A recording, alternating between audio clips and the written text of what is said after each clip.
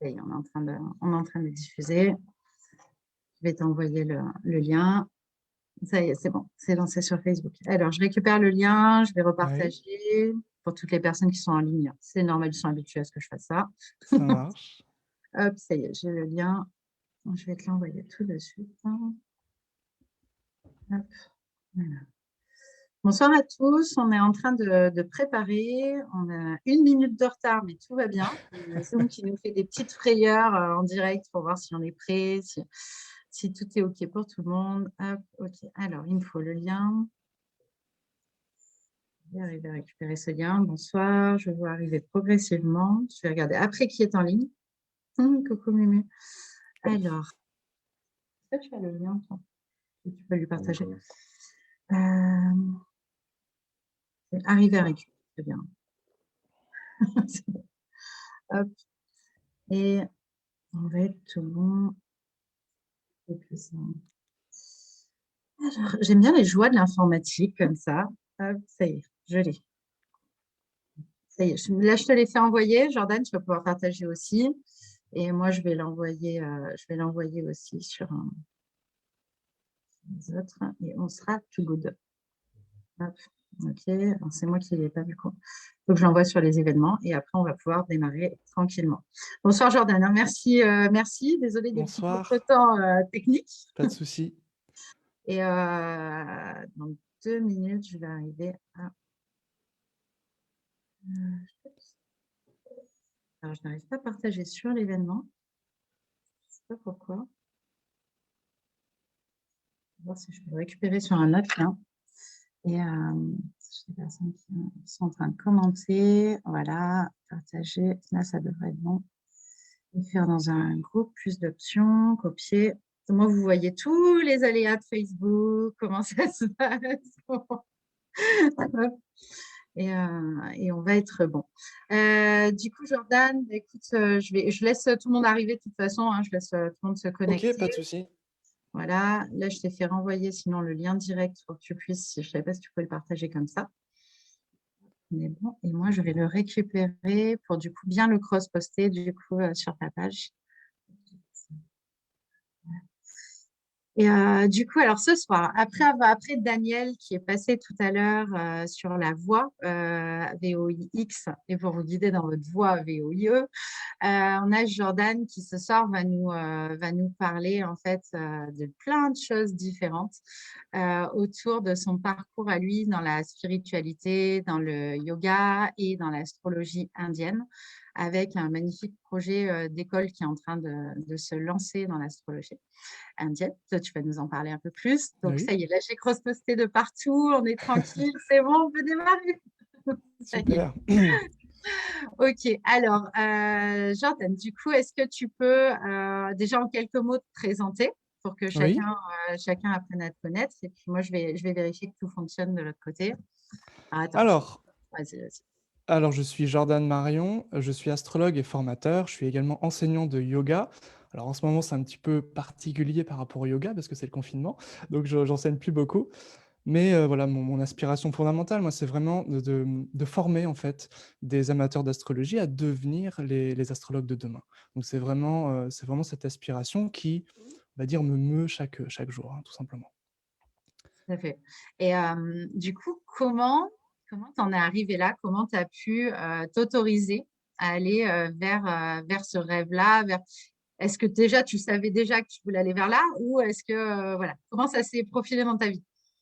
C'est une longue histoire. Ouais, C'est une on est longue là pour ça, histoire. vas-y, OK. c'est bon. Alors, je dirais que depuis tout petit, vers, 7 ans, je dirais, je me posais énormément de questions. J'avais un besoin de sens qui était très, très fort et puis, je posais des questions à mes parents et leurs réponses ne me satisfaisaient pas franchement.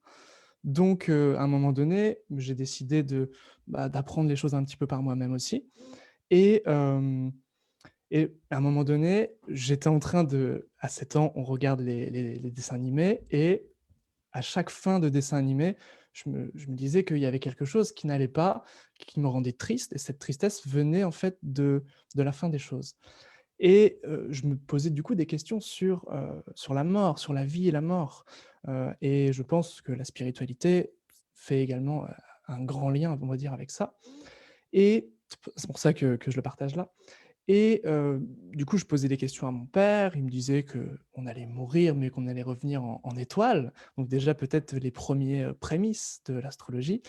Ma mère me disait non, qu'on était immortel et quand j'ai pris conscience, vers 7-8 ans donc bah, qu'on allait mourir et bien j'ai, heu, officialisé la chose. J'ai dit à mes parents que j'allais créer un remède, d'immortalité.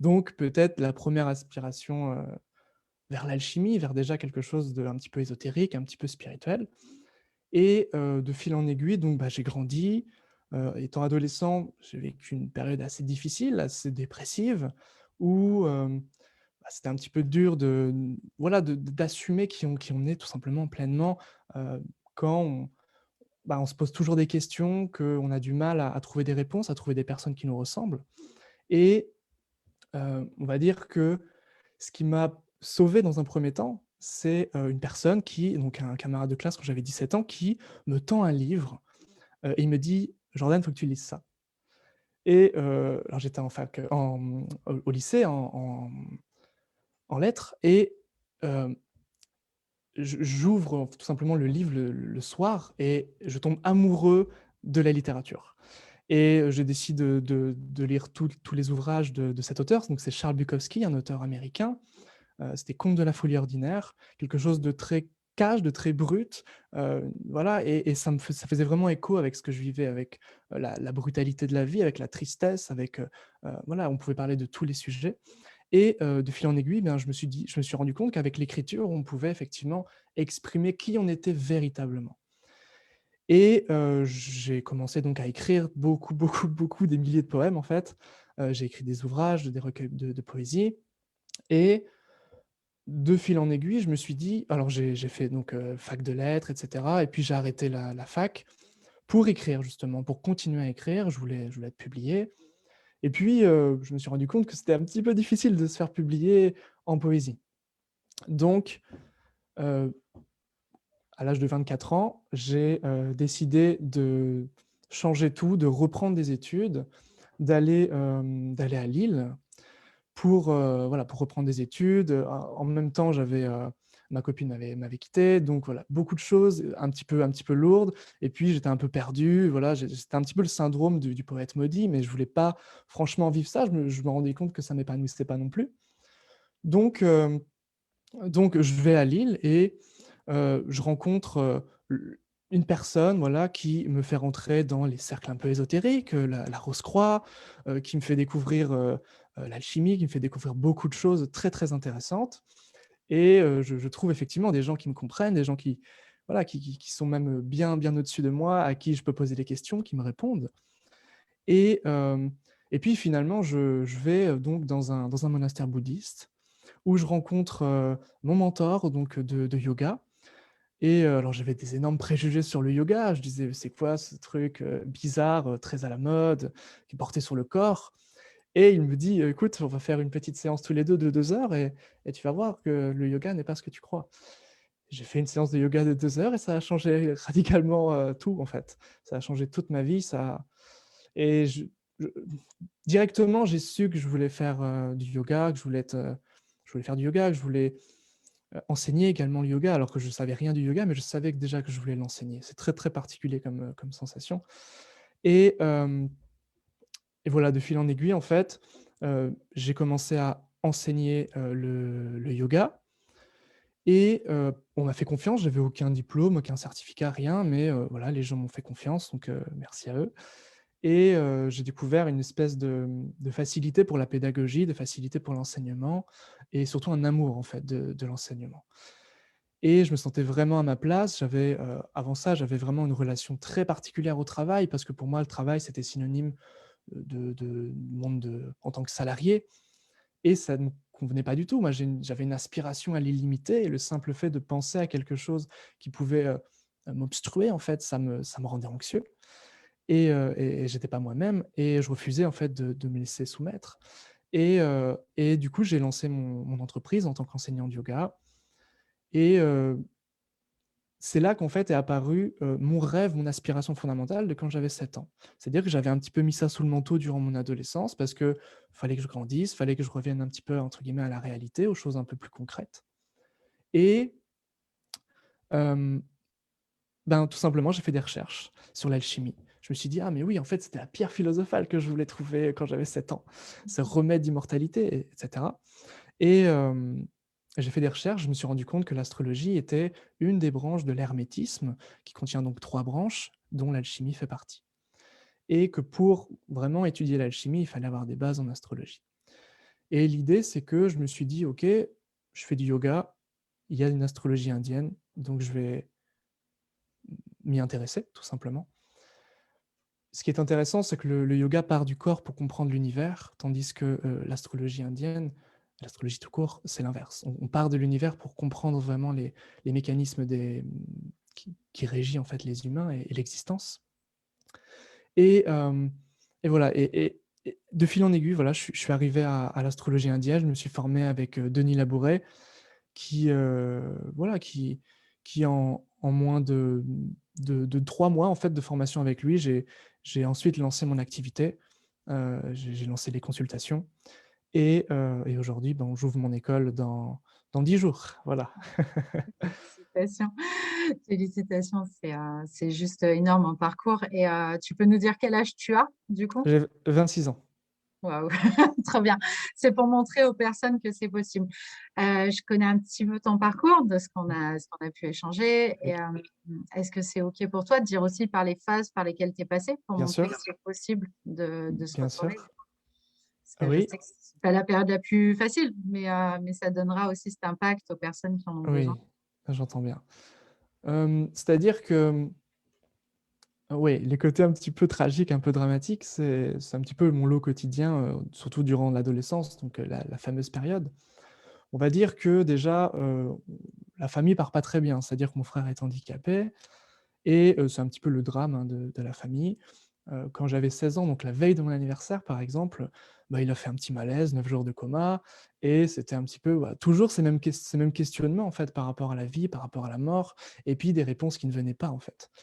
Et hem et effectivement, les tragédies, les drames, en fait, permettent de nous mettre, j'ai l'impression, en tout cas moi, m'a permis de me mettre sur, hem en fait, c'est le moment où j'ai eu le choix, en fait. J'ai eu le choix de me dire: «OK, je me laisse abattre, je me laisse déprimer, en fait, ou alors j'agis, ou alors je j'avance», tout simplement. Et pour moi, c'est peut-être la seule liberté qu'on a, c'est-à-dire soit on avance avec, nos aspirations pour, véritablement s'écouter et s'aligner, ou alors on reste, dans un moule, en fait, et on s'épanouit pas forcément. Et j'ai décidé, bien sûr, d'avancer. Et c'est comme ça que je suis rentré dans la littérature, dans la spiritualité. Et je pense que le passage le plus dur de ma vie, c'était à Lille, parce que j'avais pas d'argent, parce que j'étais en train d'écrire, j'avais pas d'argent.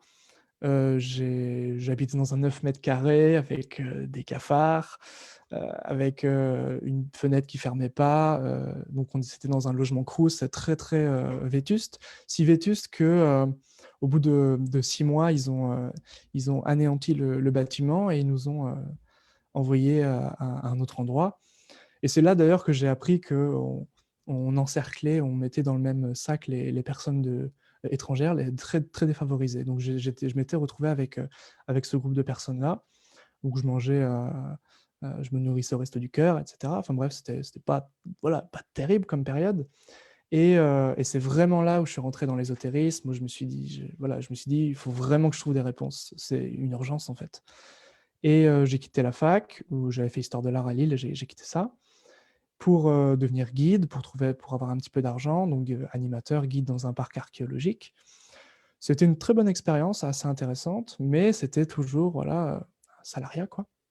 Donc un ami, bah, mon mentor de yoga m'invite à Lyon, et là, j'ai pu vraiment, heu, C'est là où tout bascule. me rebooster, exactement. C'est vraiment, alors, un petit peu avant, j'avais quand même pris, la décision de me former en yoga avec Christian Tikhomirov, une formation en correspondance, et très, très bon formateur au passage. Et voilà, déjà là, j'avais des réponses. Avec Christian, j'avais des réponses. J'avais, cette aspiration très yogique hein, d'éveiller son énergie, sa conscience.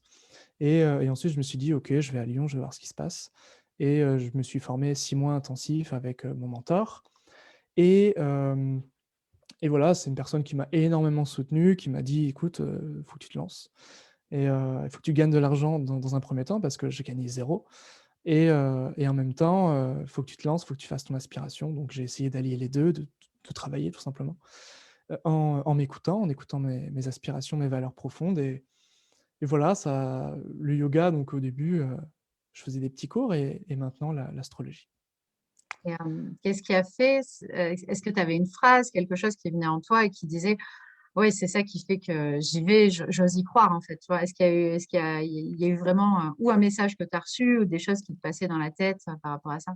Alors ça dépend des moments en fait. C'est-à-dire que, hem, il y a eu beaucoup de soutien. C'est-à-dire que j'ai la chance dans ma vie d'être, soutenu, par, des figures un peu de mentors parce que j'ai cherché aussi beaucoup ce genre de figures un peu paternelles et alors déjà voilà, il y a une forme de soutien aussi.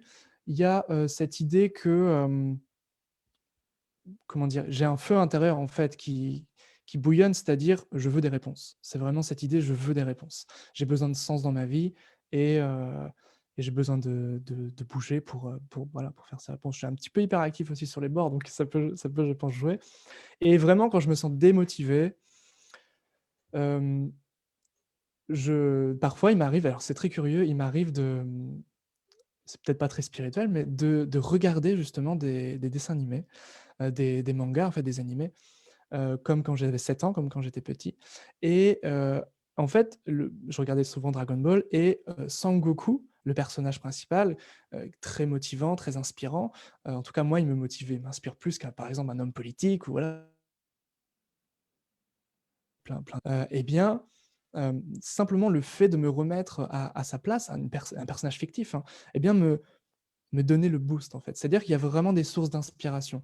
Quand c'était, pour l'écriture, c'était les grands poètes, quand c'est pour le yoga, c'est les «grands maîtres» entre guillemets. Pour l'astrologie, c'est un petit peu la même chose et pour, tout ce qui a un rapport avec l'entrepreneuriat aussi parce que je suis entrepreneur et Attends, bien ça Josette, si ça a pas oui, coupé, je te coupe, mais je oui, vérifie oui, que ça fonctionne parce qu'il y a eu oui, une oui. micro coupure. Oui, j'ai vu ça aussi. Et c'est bon, ça fonctionne. Ça Ça continue à fonctionne? marcher apparemment. OK, Ouais, très bien. c'est bon. Désolée, hein, je t'ai coupé, mais je Il y voulais a être pas de sûre qu'on souci. était Donc encore en ligne. je finis juste et je disais que sur l'entrepreneuriat, voilà, c'est la même idée donc m'inspirer des gens toujours pour essayer de me tirer vers le haut. C'est vraiment cette idée, hein, de cet enjeu de s'attirer les bonnes personnes aussi. Ça, c'est très, très important et de changer aussi son environnement, ça change tout. La preuve, quand j'étais à Lille, c'était catastrophique. C'était la déprime, hein, la dépression et à Lyon, bien entouré, bien soutenu, voilà, c'était vraiment cette idée-là. Ouais, c'est génial. Et qu'est-ce que tu pourrais dire à des personnes qui écoutent et qui justement peut-être traversent ces périodes-là que tu as traversées de difficultés pour elles osent peut-être vivre leurs rêves ou aller se connecter à leurs rêves, se connecter à leur spiritualité ou dans d'autres domaines. Mais Mmh. qu'est-ce que tu aimerais transmettre, toi qui aimes transmettre en plus, qu'est-ce que tu aimerais leur transmettre comme message, voilà. OK. Bonne question. Je dirais je suis pas partisan de l'extrême. C'est-à-dire, ne pas non plus écouter toujours ses rêves, quitte à tout lâcher, mais vraiment, un juste milieu, un juste équilibre, un compromis pour, permettre d'avoir une petite roue de secours ou quelque chose qui nous met pas non plus dans une situation catastrophique. Parce que typiquement, j'ai écouté mes rêves en voulant être écrivain et c'était catastrophique. Donc c'est vraiment l'idée que, hem Attends, c'est pas fini, hein. Tu as bien encore le sûr, temps, hein. Tu que bien 6 sûr, ans. mais quand même. Tu vas nous le sortir ton livre. Attends, attends, Merci il est pas merci pour fini cet celui-là de rêve. encouragement. Ouais, ouais. Il est pas fini celui-là de rêve. Mais voilà, c'est vraiment, bah, bien sûr, faut s'écouter, ça c'est très important. Surtout bien s'entourer, changer d'environnement si c'est possible, bien s'entourer et parfois, ben, quitter des relations, si c'est toxique un peu, voilà, si c'est possible aussi. Et puis, se poser les bonnes questions et trouver les réponses. C'est vraiment, voilà, c'est vraiment, je pense, C'est un beau intéressant. message d'espoir, c'est un beau message d'espoir et on voit avec ton parcours et ton âge, c'est juste magique pour tous ceux qui ont envie d'y arriver. Et Alors je juste, j'ajouterais quelque chose, là, c'est plutôt le point de vue de l'astrologue. C'est-à-dire que je pense que les choses, si elles doivent se manifester, elles se manifesteront, d'une façon ou d'une autre. C'est-à-dire vraiment sous n'importe quelle forme. C'est Alain Danielou qui disait ça qui écrivait ça dans le Polythéisme hindou. Il disait que chaque voie mène à Dieu. Alors Dieu ici, entendu comme étant la réalisation de soi. Et je pense vraiment à ça, je crois, profondément à ça, ouais. Et du coup, comment tu as, parce que moi je connais la réponse, mais c'est moi qui vais sonner, comment t'as pu relier, qu'est-ce qui t'a plu par rapport à la mission de vie dans l'astrologie? Parce que je sais que tu vois un rapport, et comme c'est une astrologie qui est complètement différente de celle que nous, on a tendance à connaître, Oui. du coup, est-ce que tu peux expliquer cette différence et montrer justement cette notion de mission de vie à l'intérieur? Oui, je vais essayer. Oui.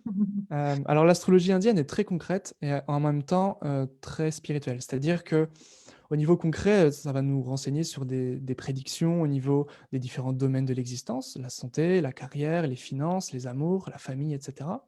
Mais ça va pas mettre l'accent sur, ce qu'on fait dans l'astrologie occidentale moderne, sur tout ce qui a un rapport avec la psyché, avec, le psychisme.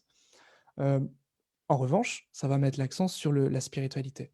C'est-à-dire que en Occident, on a un petit peu confondu les 2. C'est-à-dire que on a un petit peu confondu le côté psychique et le côté spirituel.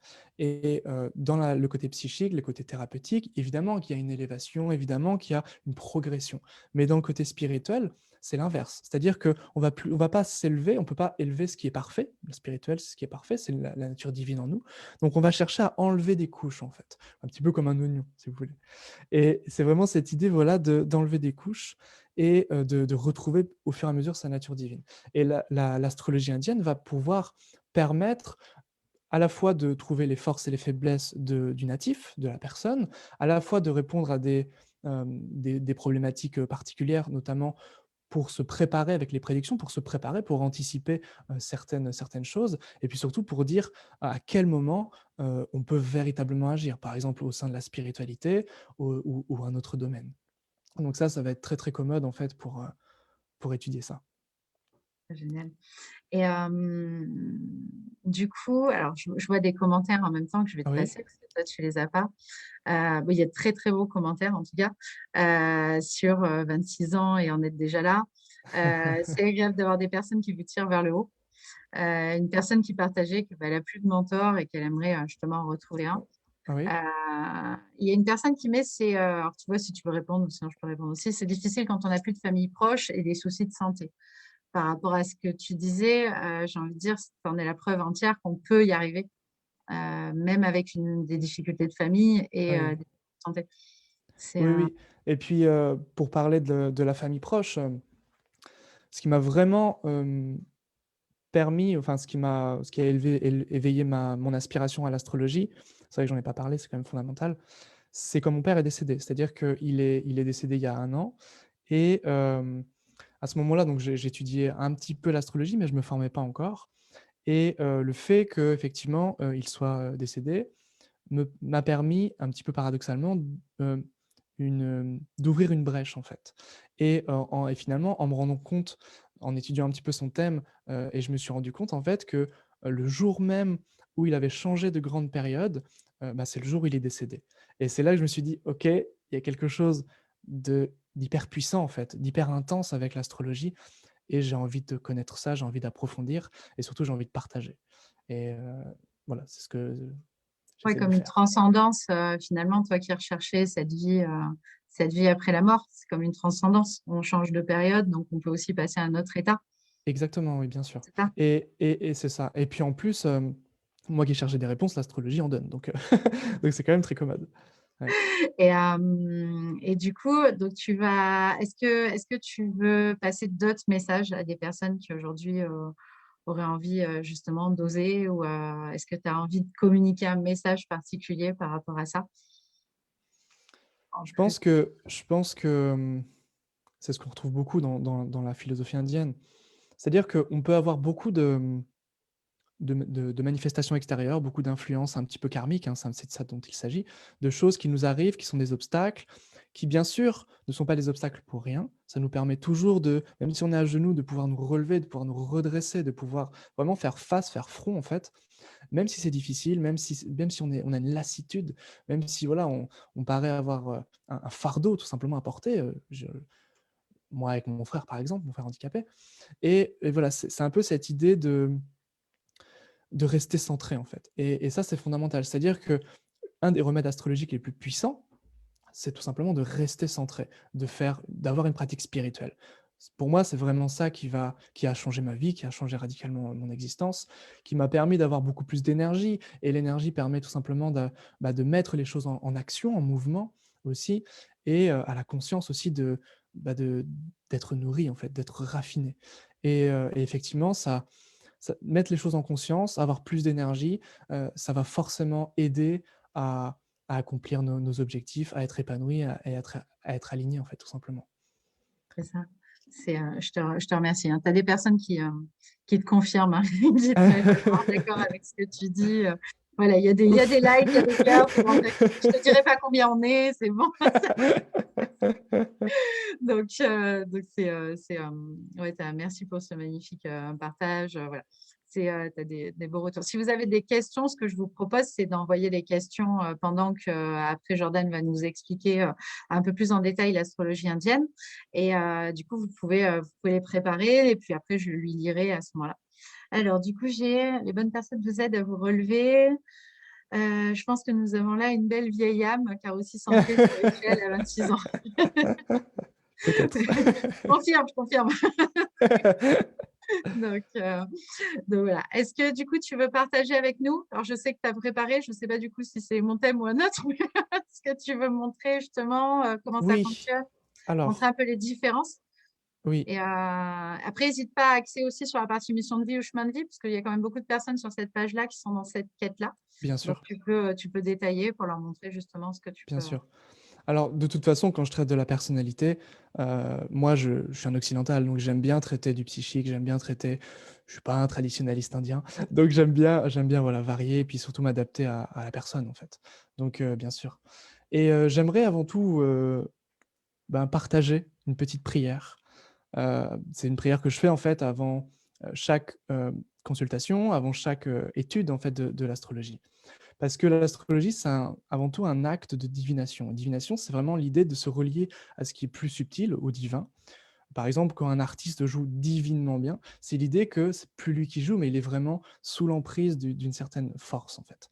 Et, euh, et c'est un petit peu la même chose avec l'astrologie, c'est-à-dire que l'astrologie, c'est 50% de technique, entre guillemets, et 50% de divination, c'est-à-dire vraiment de se laisser porter. Donc j'aimerais tout simplement, pendant une petite minute, euh, réciter une petite prière. Vas-y, vas-y. C'est chez C'est toi. la prière au dieu de la nuit, c'est un texte akkadien qui nous vient du XVIe siècle avant notre ère. Donc, il repose les grands, chevilles et fermetures sont tombées, foules et gens sont au repos, les portes ouvertes sont maintenant fermées. Les dieux du pays, les déesses du pays, Hadad et Ea, Samash et Ishtar sont entrés dans l'enclos des cieux. Ils ne rendent plus de jugement, ils ne tranchent plus d'affaires. C'est une fiancée la nuit, le temple et son saint des saints sont des demeures sublimes. Le voyageur implore Nergal et le tribunal se rassasie de sommeil. Le juge de la vérité, le père de la vérité, Saint Mache, est entré dans sa demeure. Brillant Gibil, vaillante Hira, Archélamite, Pléiade, Orion, dragon, chariot, chèvre et bison, dieu de la grande nuit, apparaissaient. Et dans la cérémonie que j'accomplis, dans la prière que je prie, placer la vérité. Voilà. Alors, je vais partager du coup le petit thème. Alors, j'avoue que je n'ai pas beaucoup travaillé dessus, mais comme Non, je suis mais c'était habitué à pour faire, voilà, c'était voilà. expliquer les bases. Alors, voici un thème indien, carré, C'est le mien. Oui, oui, oui, c'est le C'est pas tien. bien que oups. Alors, ouais. Alors, T'as des je autres, ne dirai pas je ne dirai pas de trucs top secrets sur toi, Amandine, ne t'inquiète pas. d'accord, OK, merci. Je te remercie. Alors, effectivement, c'est un thème carré. Le thème était carré aussi en Occident jusque dans les années 20. Voilà, après, il a changé un peu. Je ne vais pas rentrer dans les détails. L'idée, c'est que voilà, je voulais simplement donner une petite piste, un petit début, par exemple, de préambule de consultation. C'est ce que je fais beaucoup aussi. Donc, comment on entre dans le thème? Par la Lune. Ça, c'est vraiment différent par rapport à ce que l'on connaît en Occident dans la modernité. On entre dans le thème par la Lune. Et ici, la Lune, elle est dans le signe du Verseau. Le signe du Verseau, c'est un signe d'air, donc déjà, ça va nous révéler que Amandine est une personne plutôt philosophe, plutôt spirituelle, plutôt qui aime le monde de l'abstraction, le monde des idées. Personne plutôt qui est méditative. Et visionnaire aussi. Pourquoi? Parce que le Verseau, c'est cet esprit un peu avant-gardiste, un petit peu au-devant, on va dire. Donc ça, c'est déjà quelque chose qui nous renseigne beaucoup. Également, cette lune, elle est en maison 7. Donc la maison 7, la maison 1, c'est l'ascendant, c'est ce qui se levait à l'horizon au moment de ta naissance. Et la maison 7, c'est la maison qui est derrière, c'est le couchant, le descendant. Et c'est du coup l'idée qu'il y a vraiment une attirance, on a envie d'aider l'autre en fait. C'est vraiment cette idée d'offrir à l'autre. Alors effectivement, c'est un beau témoignage ici, ça souligne bien. Ça va, je suis au bon endroit. Effectivement. Et ce qui est très intéressant, alors, ça va être les trois lettres là.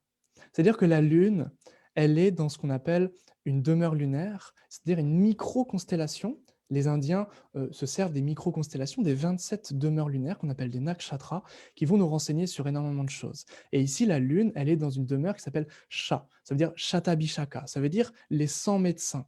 C'est l'idée en fait d'être naturellement attiré pour tout ce qui a un rapport avec la thérapie, avec la thérapeutique, avec le monde des énergies. C'est également le fait de vouloir et de pouvoir trouver des remèdes naturels. Donc ça, c'est quelque chose qui va vraiment pouvoir s'exprimer. Et comme c'est en maison 7, ça va pouvoir s'exprimer et en offrant, en fait. Et ce qui est très intéressant, ce qui va venir dans ce sens, dans ce même sens, c'est l'ascendant, ici en Lion. L'ascendant en lion, donc déjà le lion, c'est une idée quand même c'est le roi des animaux, donc c'est une idée qu'on peut avoir une âme de leader, une forme en fait de lumière. C'est-à-dire que ici, alors c'est le phare dans la nuit, plutôt que la personne qui va être très fière et briller, c'est plutôt ici, parce que c'est à 1 degré, donc c'est vraiment au tout début du lion, c'est vraiment l'idée d'éclairer le chemin des autres. Donc ça va être très intéressant. Et l'ascendant ici en début du lion, étant dans une demeure lunaire qui s'appelle Maga. Donc on le retrouve là, M-A-G, Maga. Maga, c'est quoi? Ça veut dire la générosité. Donc c'est vraiment un thème d'une personne généreuse en fait. C'est-à-dire que Maga, c'est symbolisé par un nuage rempli d'électricité et on ne peut pas contenir toute cette électricité, donc on donne, on offre en fait. C'est vraiment cette idée de partager. Et, euh, et, et voilà, c'est exactement ce que tu es en train de faire ce soir par exemple. Ouais, Donc, c'est ça, c'est juste dingue ouais. Et oui. par rapport à ce soir.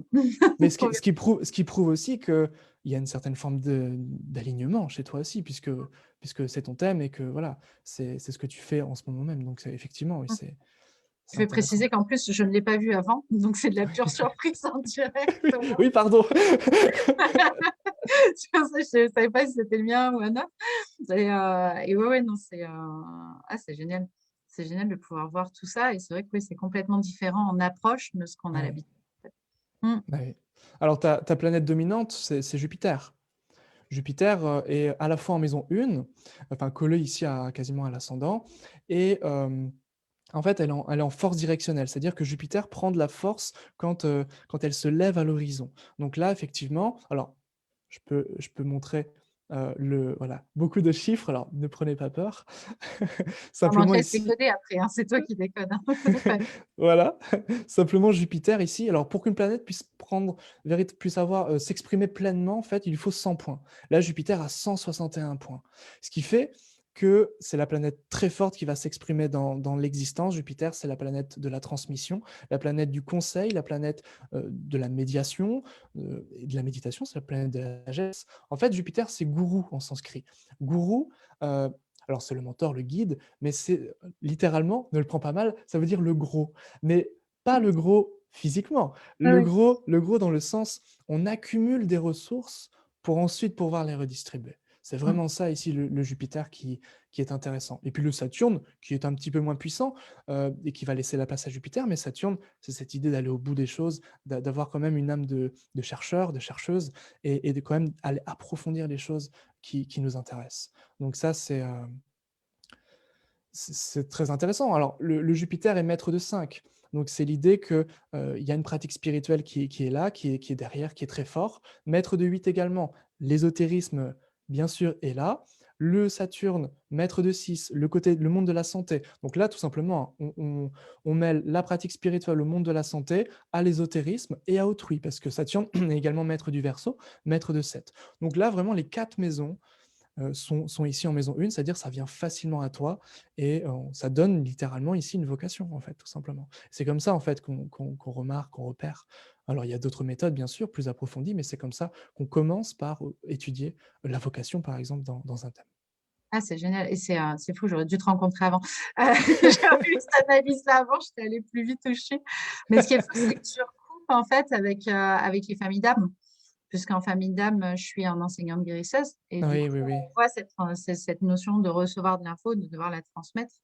Et je trouve que c'est super intéressant pour enseigner quelqu'un qui est sur la recherche justement de son chemin de vie, sur sa Et voie. oui, Je dirais que et c'est la oui. thématique de ce soir. Ah bah tiens, il y en a qui me... Alors, tu as des super commentaires qui arrivent. Alors, il y a des stagiaires qui me connaissent et qui font waouh, impressionnant, qui me connaissent bien. Alors, du coup, alors, attends, je vais te lire un petit peu les Ouais. commentaires qu'il y a pu y avoir. Il y a eu très, très beau retour sur ta prière avec des personnes qui t'ont remercié. Magnifique texte, merci. Merci, magnifique, très beau texte. Voilà. Euh, une autre personne qui est cancer ascendant Lion, ça tombe bien, je pense qu'elle a écouté fortement. Du coup, après, là, il y a un partage sur avec l'astrologie chinoise, Oui. fait-on aussi le thème astral comme chez nous? Alors, du coup, Alors, ouais, chinoise, non, indienne, du coup. Ou est-ce que, ou du coup, c'est un comparatif? Je sais pas alors où. l'astrologie chinoise, c'est vraiment autre chose. C'est vraiment une autre matrice, alors que l'astrologie indienne, c'est le même zodiaque, en fait. C'est-à-dire que l'astrologie indienne, c'est un mélange de, d'un zodiaque purement indien, calé sur les 27 demeures lunaires, et un mélange du zodiaque babylonien, c'est-à-dire celui qu'on connaît, celui des 12 signes. Et au VIe siècle, un astrologue le plus célèbre, qui s'appelle Varahamihira, a tenté de juxtaposer les deux zodiaques, et c'est ce que je vous ai montré, c'est-à-dire en fait le, le zodiaque indien aujourd'hui, à la fois avec les 12 signes et à la fois avec les 27 demeures lunaires. Et du coup, dans ton école, puisque là, tu es en plein lancement d'école, Oui. pour tous ceux qui s'intéresseraient au-delà de venir se faire le thème, mais de travailler sur leur mission de vie et de creuser dans ces domaines-là, Mhm. qu'est-ce que tu vas proposer dans l'école? Est-ce que du coup, tu vas nous apprendre tout ça? Comment ça va se passer en fait? Oui, c'est ça. En fait, la plupart des personnes qui étudient ou qui ont étudié l'astrologie ont 10, 15, 20 ans de pratique, souvent, et ont du mal à interpréter un thème. Pourquoi? Parce qu'il leur manque une méthode, en fait. Il leur manque une méthode. Et c'est ce que, par exemple, ce que je vous ai montré là, c'est-à-dire on commence par la Lune, on fait l'ascendant, on regarde, etc., les demeures lunaires, tout ça. Donc tout ça, bien sûr, je le montre, je l'apprends. C'est c'est vraiment le but, hein. Et en fait, je forme des astrologues, c'est-à-dire que le but, c'est que les gens soient meilleurs que moi, en fait. C'est vraiment cette idée. Et en même temps, comme j'adore le yoga, que j'étais enseignant de yoga, et que l'astrologie demande une certaine forme d'intuition, bien sûr, une certaine forme de réceptivité, je propose en parallèle dans l'école, hein, des formations en yoga. Mais c'est du yoga pour astrologue. C'est vraiment pour vraiment devenir ce qu'on appelle un Mercure, un messager des dieux, Hermès dans la tradition grecque. Donc c'est vraiment cette idée de faire le pont entre les plans, entre les choses, entre les mondes, pour ensuite redistribuer. Un petit peu comme Jupiter. Est-ce que tu m'autorises une question purement Oui. spiritualité? Moi, je pars du principe qu'on a tous une part divine en nous, à Oui. laquelle, du coup, après, on va se connecter à plus haut que nous. Mais je pars du principe qu'on a tous cette part divine. Est-ce que, du coup, tu recoupes sur cette croyance-là ou pas?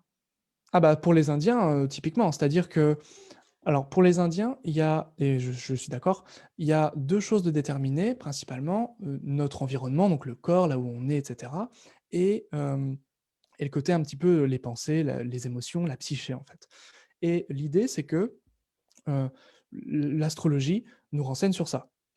Mais il y a quelque chose de profondément libre en chacun de nous, notre nature divine. Et l'idée, encore une fois, c'est de se centrer. Pourquoi? Pour retrouver cette nature divine. L'astrologie nous permet de comprendre, en fait, ce qui se joue, les conditionnements, en fait, pour pouvoir avoir les capacités, non pas de créer un bon karma, mais de s'en détacher. C'est-à-dire de ne plus avoir du tout de karma. Et comment? Alors, c'est un but un peu idéal, hein, mais c'est un petit peu le but de la spiritualité aussi. Et, c'est là que le yoga et l'astrologie se rejoignent, en fait. C'est que tous les deux demandent une pratique. D'ailleurs, petite anecdote, mais les grands astrologues, je pense à Sri Yukteswar, les grands astrologues indiens étaient des maîtres spirituels. Par exemple, c'est celui qui est le maître de Yogananda, par exemple, donc dans le monde du yoga. Et, euh, et voilà, donc c'est vraiment ici, bien sûr, le, un rapport très très étroit entre le yoga, entre l'astrologie. Et c'est vraiment voilà, cette idée de... On peut, entre guillemets, trouver l'éveil, non pas seulement avec l'astrologie, mais bien sûr avec une pratique spirituelle. Mais l'astrologie, c'est un petit peu le guide dans le désert, en fait. C'est l'horloge, les aiguilles qui nous indiquent des choses. C'est ça, en fait, principalement, le but, en fait, de l'astrologie. Et une fois qu'on connaît ces choses-là, on peut agir. Voilà. Excellent. Et est-ce que tu penses que c'est OK de savoir à l'avance? Est-ce que ça nous donne des tendances ou ça donne vraiment des choses précises? Ça dépend. C'est-à-dire que si, par exemple, une personne... alors, je vais prendre un exemple. Quand j'ai commencé l'astrologie, je voulais être sûr que ça marche et j'avais fait une prédiction sur moi-même, sur mon déménagement. Et j'avais trouvé, je ne sais plus, 9 novembre, supposons. Et voilà, c'était dans 10 jours. Et j'attendais, je faisais rien. Et puis finalement, il y a des choses qui se décoinçaient, qui arrivaient. Je me disais, ah, peut-être que ça va vraiment finir par se passer. Et puis finalement, ça ne s'est pas fait.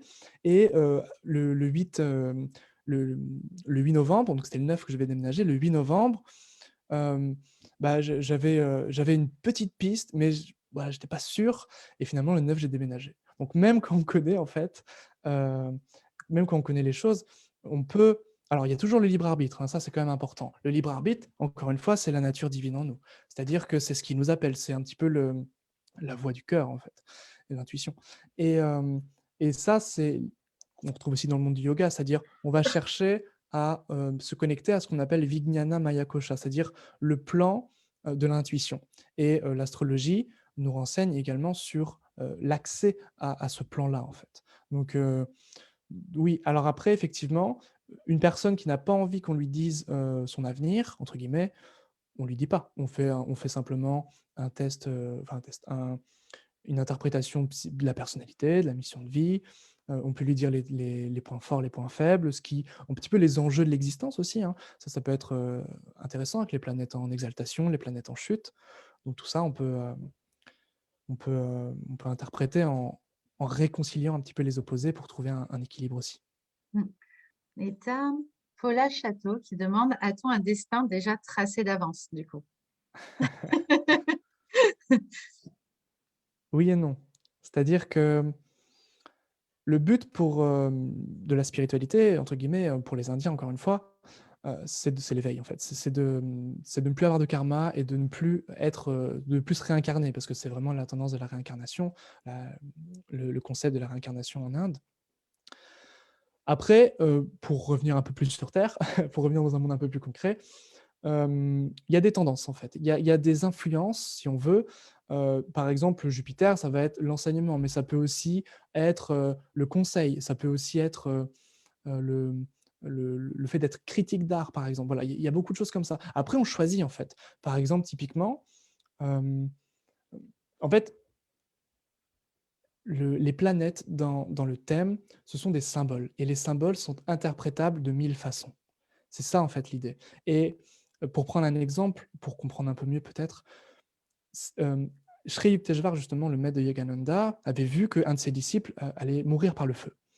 Et il a voulu réinterpréter ce symbole, donc qui était quelque chose de destiné, il a voulu réinterpréter ce symbole, qui est la qualité de ce symbole, c'est violence. Ça, c'est la qualité. Et la quantité, c'est mort. Et en fait, on ne peut pas changer la qualité. C'est-à-dire que la qualité, c'est violence. En revanche, on peut changer la quantité, c'est-à-dire que plutôt que de mort, on peut faire petit accident. Et ce qu'il a fait, c'est qu'il a pris un bâton enflammé, il a tapé sur son disciple et son disciple est resté en vie, en fait. Et ça ça a changé du coup la quantité, le degré. Donc en fait, l'astrologie n'est pas fataliste, heu, elle est, on va dire, c'est vraiment la différence, la distinction entre la fatalité et la destinée. C'est-à-dire que la destinée, on peut réinterpréter, on peut négocier avec les dieux ou ici avec les astres, heu et ça marche en fait. C'est-à-dire que les anciens, alors les Babyloniens, ça c'est toujours drôle à raconter, alors il faut se mettre aussi dans le contexte, hein, 1500 ans avant Jésus, ils, ils voyaient que, alors les mages astrologues voyaient que le roi allait mourir. Qu'est-ce qu'ils faisaient? Ils changeaient le roi du trône. Pendant 3 mois, ils le mettaient un petit peu à l'abri. Ils mettaient un pauvre paysan sur le trône. Le paysan, il y passait, et puis il remettait le roi. Donc on Mais peut non! toujours négocier, on peut toujours changer les choses en relisant. En fait, on respecte le symbole. Le symbole est respecté. C'est ça qui est on va dire, primordial. Et une fois qu'on a compris ça, on peut vraiment maîtriser tout, en fait, maîtriser sa vie. Et alors bien sûr, on va mourir un jour ou l'autre, mais voilà, c'est quand même c'est limité, mais on peut bien sûr avoir, un facteur de liberté évidemment. Mais la plus grande liberté, encore une fois, elle ne se trouve pas dans, ce qu'on peut faire au niveau de la matière, mais, dans notre éveil spirituel, en fait, tout simplement. Et justement, ta recherche de l'alchimie et de cette pierre philosophale, aujourd'hui, tu en es où? Alors Alors, effectivement, là, l'astrologie a quand même pris le dessus. J'ai, plus ou moins trouvé la pierre philosophale, c'est-à-dire que je sais que la part d'immortalité en moi, elle est en moi, en fait, justement. C'est pas quelque chose que je dois créer, c'est quelque chose, qui réside au fond de moi, que je dois redécouvrir et approfondir encore et encore. Heu et voilà, et c'est vraiment prendre conscience qu'il y a quelque chose en moi d'intouchable, en fait, qui, est d'immuable, et en chacun de nous, qui, qui me rassure, d'une part parce que c'était une peur de la mort, en fait. Je suis rentré dans la spiritualité, tout ça, ces questionnements, c'était avant tout une peur de la mort. Et en fait, me mettre à l'astrologie, au yoga, comprendre tout ça, comprendre la philosophie indienne, l'Ayurveda, et cetera, m'a permis de plus avoir peur, en fait, de me rassurer. Et et oui, bien ça, c'est ça qui a tout changé, en fait. Et n'ayant plus de peur, je n'ai plus agi par peur, mais par amour, par aspiration profonde. Et heu et voilà, c'est c'est un petit peu le résumé. ah, mais c'est juste magnifique et je te remercie, Je je t'en te prie. remercie pour tous ces partages. Je regarde par rapport aux commentaires qui arrivent. Oui, Euh, tu as une personne qui demande comment vont se passer tes cours. Alors, du coup, pareil, je connais la réponse, mais du coup, et je repartagerai sur la page dès que oui, tu seras en ligne, tu me diras. ça marche. Donc, comment tu vas fonctionner en fait? Alors les cours, ce sont des vidéos enregistrées. En fait, ce seront des formations hébergées sur une plateforme qui s'appelle Podia, donc c'est fait pour. C'est une plateforme qui héberge plein de formations, et ce seront donc des vidéos enregistrées. Vous pourrez travailler, depuis chez vous tranquillement avec, votre thé ou que sais-je. Et hem et voilà, donc il y aura des mind maps, j'adore travailler avec des mind maps, des, PDF, des, audios de méditation. On va retrouver la prière au Dieu de la nuit, par exemple. On va, et alors bien sûr, je vais travailler sur le thème, on va travailler, heu, ensemble sur le thème, et puis, surtout, pour, se soutenir, allumer la flamme et puis, progresser ensemble, hem, vous aurez accès à un lien sur, Telegram. Donc Telegram qui est une plateforme de messagerie instantanée où on pourra, travailler ensemble, je répondrai à toutes vos questions. Et voilà. Alors il y a déjà un groupe Telegram d'ailleurs, sur, j'ai déjà un groupe privé sur Telegram où, tous les mercredis et les dimanches, de 18 h à 19 h, on commence déjà à travailler des thèmes, à anticiper un petit peu la formation qui arrive. Donc voilà, et les gens peuvent se rencontrer, peuvent, discuter. Alors après, c'est pas non plus un lieu où on va raconter sa vie, c'est vraiment axé sur l'astrologie. Et voilà, c'est quand même, alors c'est bon enfant, mais on est quand même focus sur l'astrologie et le yoga parce que les 2 sont quand même indissociables. Trop bien. Bon, dès que tu es prêt, tu nous le dis, hein, et puis, du coup, on le postera sur la page pour ceux que c'est OK, intéressant. bah, merci. Après, pour autant, toutes tes coordonnées sont dans la Oui, publication, hein, je l'ai mis en commentaire volontairement et vous retrouvez aussi sur le site. sur soin-énergie.com. Vous avez chaque intervenant. Vous allez pouvoir retrouver, regarder, aller sur leur site, pouvoir les appeler. Voilà. Chacun a posté ses coordonnées et c'est fait pour. C'est un échange, en tout cas, juste normal pour tout ce que vous faites et tout ce dont vous êtes en train de faire chacun à travers vos interventions. Merci. Est-ce que toi, tu as quelque chose que tu voudrais dire, une dernière phrase par rapport à un impact, quelque chose par rapport justement aux gens qui voudraient oser incarner comme tu incarnes leur chemin de vie? Mmh, de de nourrir, tenter de nourrir du moins, ce qui nous fait grandir, la lumière en fait, de se diriger vers la lumière et une fois qu'on se sent assez fort, d'aller creuser dans ce qui est un petit peu plus obscur en nous-mêmes. Ça, je pense que c'est fondamental pour se connaître, pour connaître nos mécanismes, nos conditionnements. Pourquoi il nous arrive tout ça? Parce que on est entre guillemets «responsable», ce qui ne veut pas dire que c'est toujours notre faute, mais ça veut dire littéralement qu'on a la réponse en nous et c'est vraiment ça qui est je pense, vraiment, vraiment fondamental. C'est vraiment, à la fois cette aspiration à la lumière et une fois qu'on est assez solide, de pouvoir effectivement, de temps en temps, creuser, les points un petit peu plus sombres. C'est un peu l'idée. Bah, merci, merci un million de fois. Merci à Merci toi. pour ce magnifique partage. Tu as des grands merci beaucoup, des waouh magnifiques. Tu pourras les lire après. Oui. Alors juste pour finir, hem, il y a une formation gratuite que je propose, pour, on va dire, en tant que préambule pour anticiper la formation qui sera payante, le 18 mars, le 19 mars. Voilà, donc si ça vous intéresse, il y a une petite formation, gratuite sur l'école donc d'astrologie. Bah, Voilà. envoie-moi le lien et moi je te le repartage sur la page pour Oui, ceux qui seraient intéressés. Au moins, ça qui marche, pourront lire. ça Ça nous marche. retrouvera nous aussi dessus. On va venir voir. C'est- Pas de Mais souci. merci, merci vraiment. Bon, tu as de super beaux commentaires. Je te laisserai découvrir. Ouais, ouais, je suis en train de dire merci, merci beaucoup. C'est vraiment merveilleux. Tu as beaucoup de smileys. Voilà, merci. Ouais. En tout cas, merci de ta confiance parce que du coup, bah, on se connaissait moins et Oui. c'est génial que tu aies pu accepter ce défi du live, ce défi de l'interview. Ah bah, Donc, merci à toi de m'offrir cette opportunité et puis je suis content que, voilà, que mes «idées» entre guillemets aient pu avoir un écho dans le cœur de certains. C'est vraiment, c'est beau je trouve, voilà. bah, écoute, quand tu verras tous les pouces et les cœurs qui sont en train d'arriver, tu comprendras que oui, ton message est très très bien passé et qui va Tant continuer à mieux. se diffuser parce que du coup derrière, tu vas avoir automatiquement des replays qui vont se faire pour ceux qui n'étaient pas disponibles. Donc les replays servent pour ça. Et, Ouais, euh, et voilà. En tout OK, bah, cas, super, merci à toi. un grand merci. Je vais couper le live sur Facebook. Nous, on peut rester 2 minutes si tu Oui, veux, ça sur Zoom. marche. Je vous remercie tous. Je vous dis demain soir, on a rendez-vous à 19h pour retrouver Christelle Bréban et Vincent Tarlet qui nous présenteront en fait leur projet d'architecture énergétique. Un très très beau projet avec un couple magique qui vit sa passion et qui vit entre spiritualité, environnement, thérapie et habitat. Donc, plein de thèmes qui me plaisent et vous me connaissez tous. Donc, voilà. Donc, on se retrouve demain à 19h. Merci encore, Jordan. Merci à toi. Et puis, je coupe le live. Bisous à tous.